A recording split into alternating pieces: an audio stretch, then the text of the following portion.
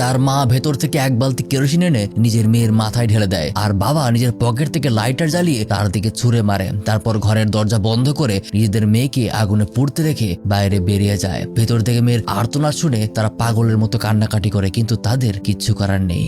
ঘটনাটা শুরু হয়েছিল আরো 3-4 বছর আগে। গৌরী নামের এই মেয়েটা খুবই অদ্ভুত একটা আচরণ করতে শুরু করেছে।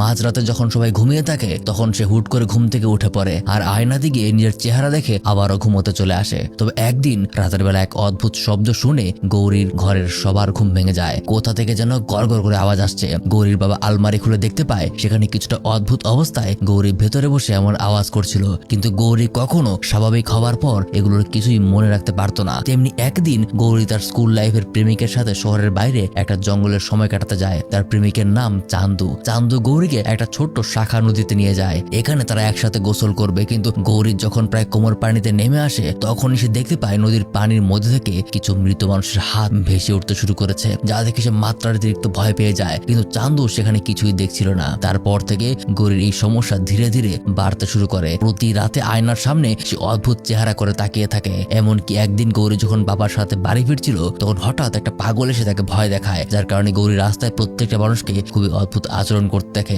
সবাই উল্টো দিকে হাঁটতে শুরু করে, যেন দুনিয়াটা তার জন্য রিভার্স হয়ে গেছে।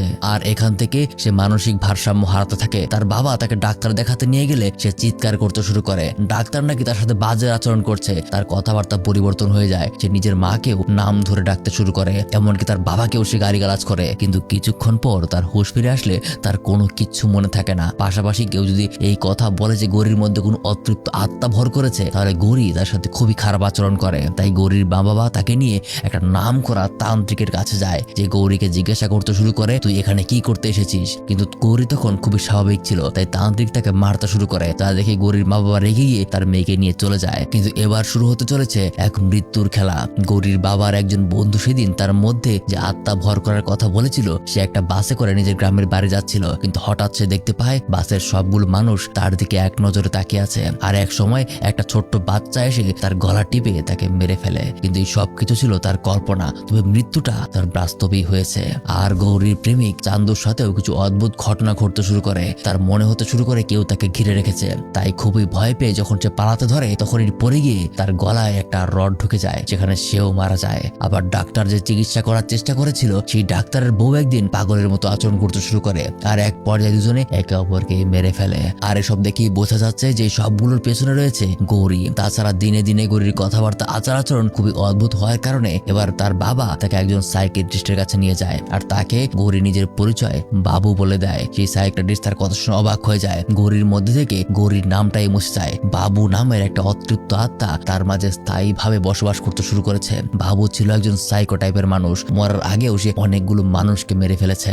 আর তার টার্গেট যে কজন বাকি ছিল এখন এক এক করে তাদেরকেও শেষ করে দেবে। তার আন্ডারে আরো কিছু অতৃপ্ত আত্মা আছে যারা তার কথায় কাজ করে। মূলত এই কারণেই গত ঘটনাগুলোতে গৌরীর পরিচিত সবগুলো মানুষ মারা গেছে। বাবু জানায় আত্মারা চাইলেও নাকি সবার উপর স্থায়ীভাবে ভর করতে পারে না। গৌরী ছিল এমন একটা মেয়ে যে তার জন্য পারফেক্ট। তাই সে তার মধ্যে থেকে গৌরী নামটা মুছে আজ থেকে রাজত্ব করতে শুরু করেছে। আর সামনে নাকি সে আরো তার কর্মকাণ্ড চালিয়ে যাবে।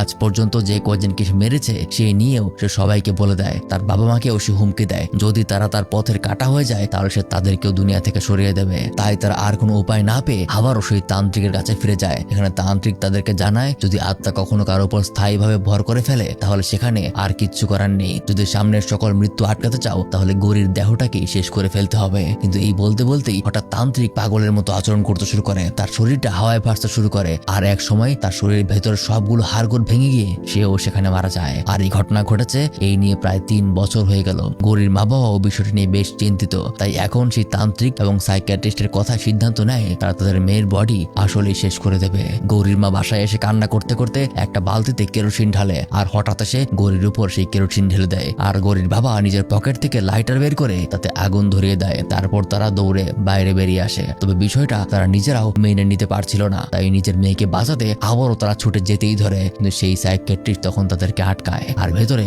গৌরীর সাথে সেই অতৃপ্ত সাইকোর আত্মা আগুনের জ্বলে পুড়ে মারা যায়।